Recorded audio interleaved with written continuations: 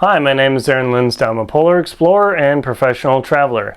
Today I'm reviewing the Sandisk Extreme Portable, the 2 terabyte edition. Is this one of the best portable options for solid state drives out there? Also to connect with my phone through hubs and everything? Let's find out in today's video.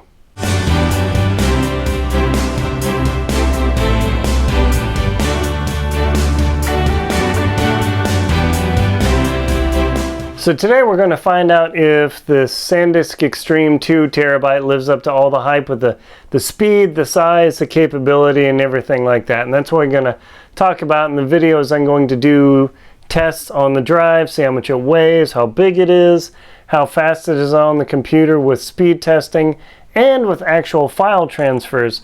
But more importantly, I'm going to do another video showing you how to use this drive to copy SD chips to back them up using only my phone, a little converter, and a USB hub. That's the real reason to get this thing. So let's get into that. But before we do, if you wouldn't mind, just click the subscribe button to support my channel. I'd really appreciate that. It helps me out. So we're going to actually do an unboxing here. I haven't actually opened this box. You can see that it is sealed. So we're going to do that real quick just to see what it's like.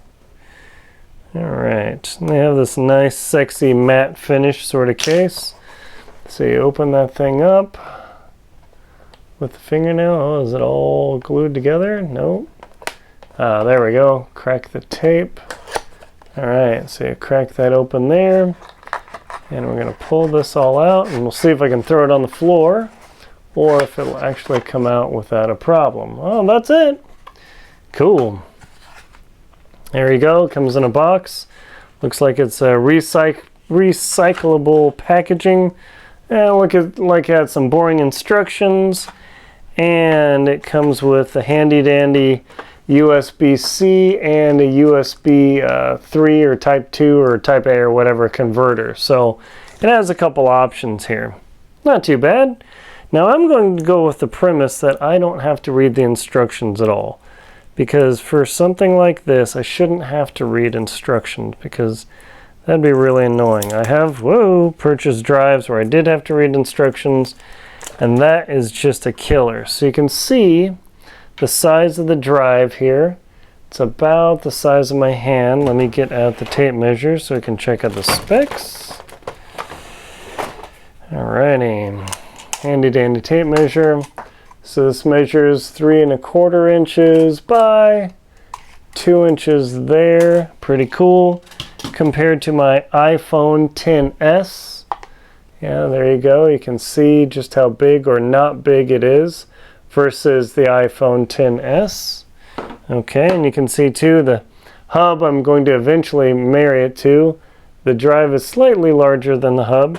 It does come with this keychain, I don't know, carabiner sort of hole. Now I'm a climber, none of my big carabiners would fit in here. The advertising on this unit shows somebody's got a carabiner and they had that out on their backpack. There's no way in oblivion earth I would ever put all my data just dangling on my backpack. It's sexy, but. And on the bottom is a USB-C port. And you can see that the cable is extremely short, which is really nice actually. It keeps it under control. That cable measures 7 inches, so it's not very long at all. And so you simply plug this in here. One of the nice things about the USB interface is that there's no directionality of the cable, so that's pretty good. It wiggles just a tiny bit. Now I'm going to plug this directly into the back of my Mac into the Thunderbolt 3 port. I'm going to plug this in. I'm going to plug this in to the back of my iMac into one of the open ports. Alright. So the drive is plugged in. There is no indicator or LED, which is real annoying. Now the drive comes up here before we do the test as Extreme SSD. and I click on that Extreme SSD, secure access, I'm just going to delete that. But before I do, I'm going to go into Disk Utility, open Disk Utility, and we're going to see what is on this drive. Now it is formatted out of the gate. How is it formatted? It is formatted USB Solid Extreme, so it's formatted in the exFAT format, so it should have no problems being used. So I'm going to just copy those two things to my desktop, so if I ever care about them, and now I'm going to trash them because I don't want that Windows junk on my Mac. I could care less. Into the trash. Goodbye. Okay, so I plugged this drive directly into my Mac and no problem. So we're just going to straight up choose speed test. We're going to select the target drive, and we're going to come over here so you can see what's going on. And we're going to get Extreme SSD open. And also I'm going to do a 1 gig stress test on here. And we will simply fire this up and see what happens. So right now the drive's running at 482 megabytes per second, and the read speed is at 518 meg per second. And that's with the drive directly connected into the back of a Thunderbolt 3 port. Not too bad. Now let's see if changing it to a 5 gig size affects the caching or anything in the drive. That's a different test. Oh, nope, it's pretty comparable. Okay.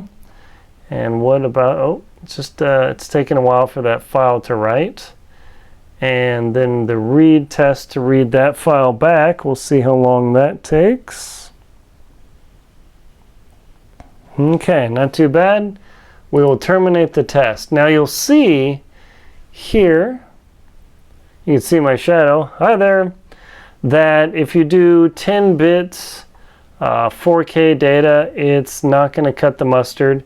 But ProRes 422, you could do 4K 22, 23 frames a second.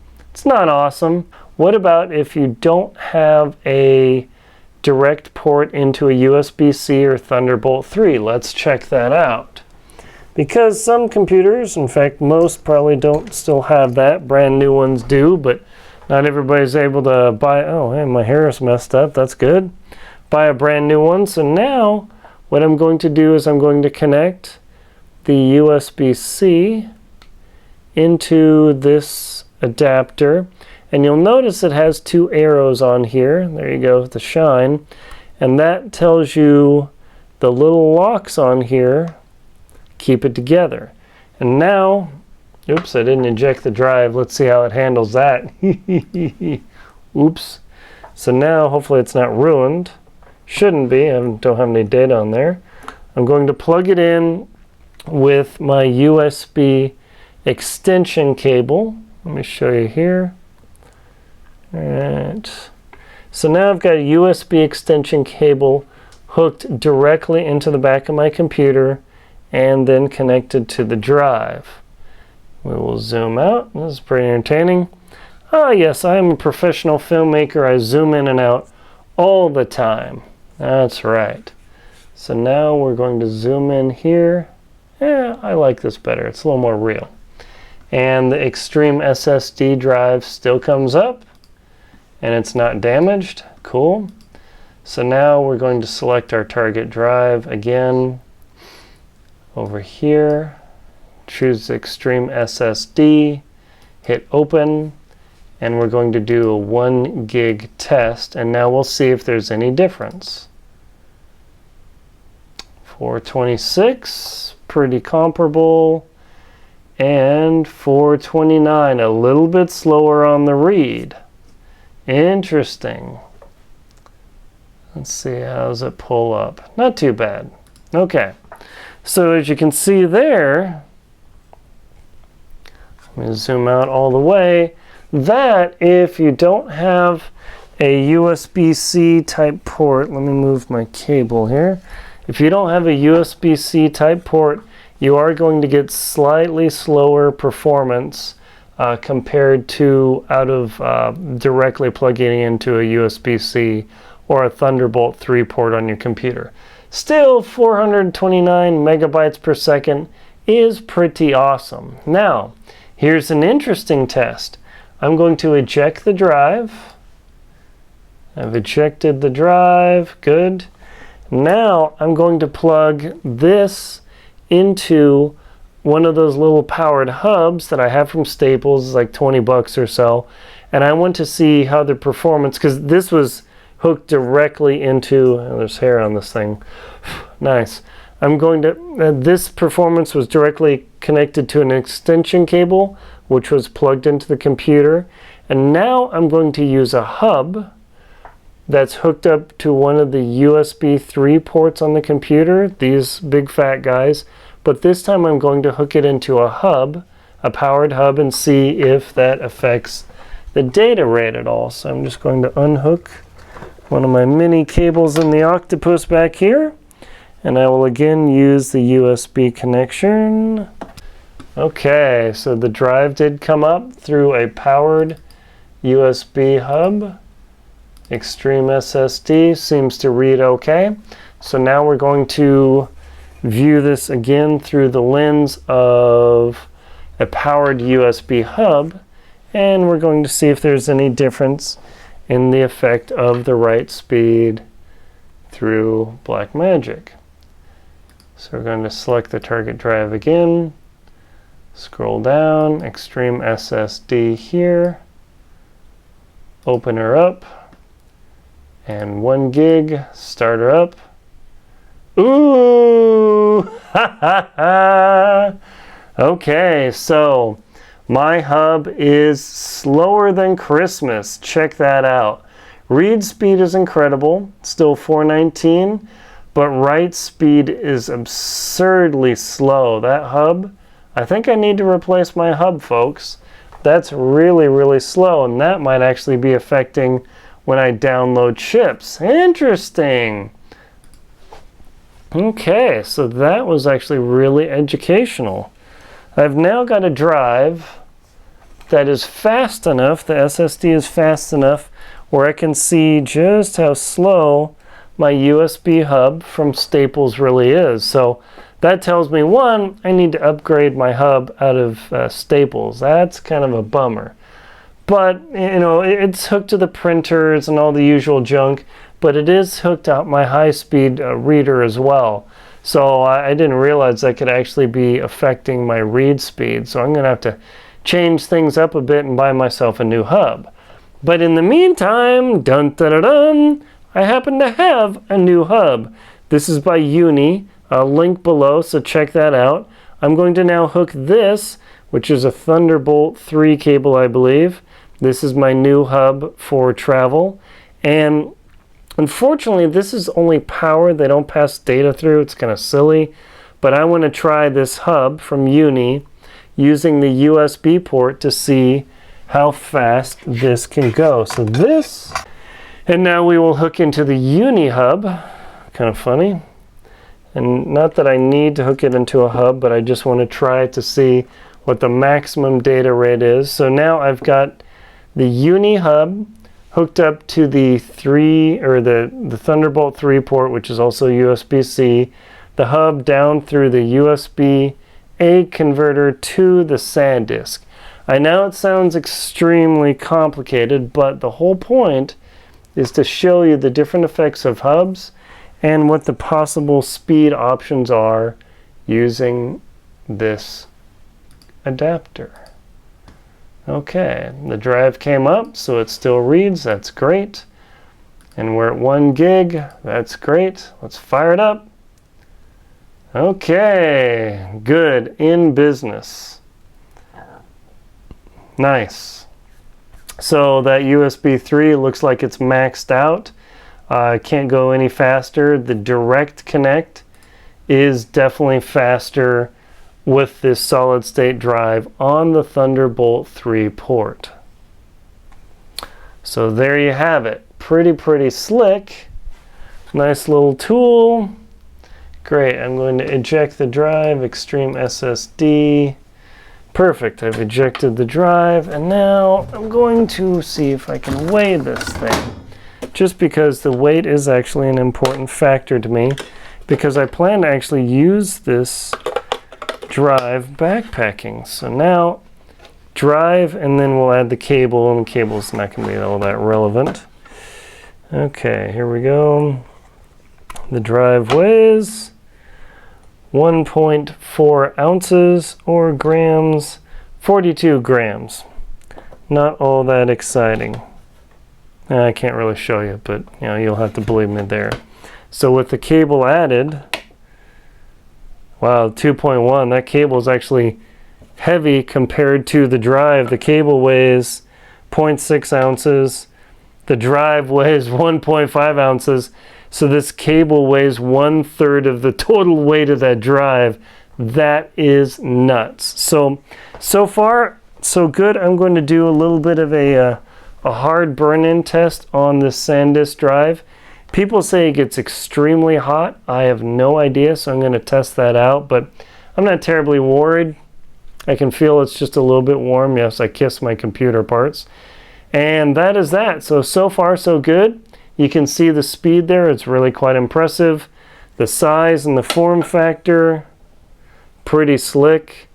Tiny little connector on here. But like all computer and tech equipment, make sure that when you buy things to actually test it, burn it in, leave it hooked up, and make sure it doesn't have premature death. That way, wherever you bought it from, you can return it. So it's a consideration.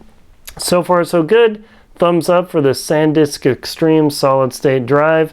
You've now seen the effect of the drive being plugged in directly to the USB-C/Thunderbolt, the tiny bit of slowdown through the USB-A connector, USB 3, right? Keep this all straight up.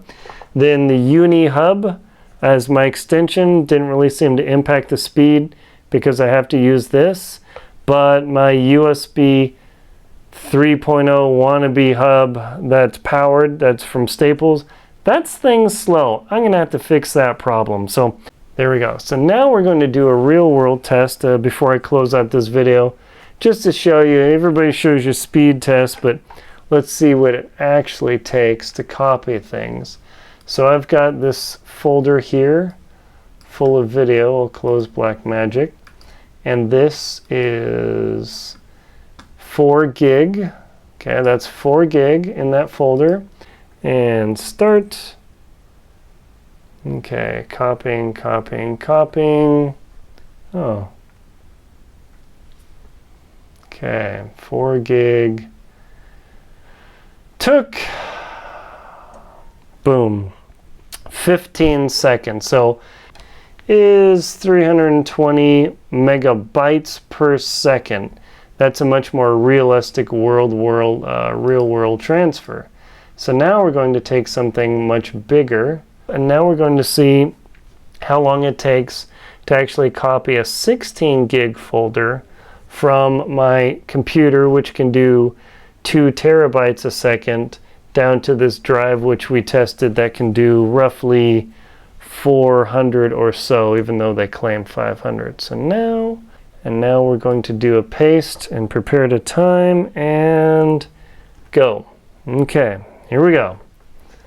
Now we're going to see how long it takes to copy 16 gig onto the drive realistically, a much more real world test of what this drive is capable of. And you can see here, I didn't even bother cutting this. This is fun. You can see what it really takes and how long the system actually takes to process instead of Blackmagic fantasy speeds. Alright, almost done. The timer will clear, and boom, 34 seconds. Is 470 megabytes per second transfer to the solid state drive. Not too shabby. And now I'm going to change just one file in the folder, and I'm going to copy from the drive back onto my system drive, which is substantially faster. And we'll see how long that takes. So we're going to copy the folder here off this drive, and now we're going to paste onto my iMac and go. All right, let's see how long this takes. Okay, so 4 gig. Okay, so 10 seconds, it's about the same speed. So that was, let's see, so 4.70, okay, so about 470 megabytes per second. Now we're going to copy a larger folder, 16 gig. All right, and go. Now we're going to see how long it takes to copy 16 gig off the drive at maximum read onto my iMac, which runs at about 2 terabytes. You'll see up here, less than a minute. Okay, we will see how that goes. Oh yeah.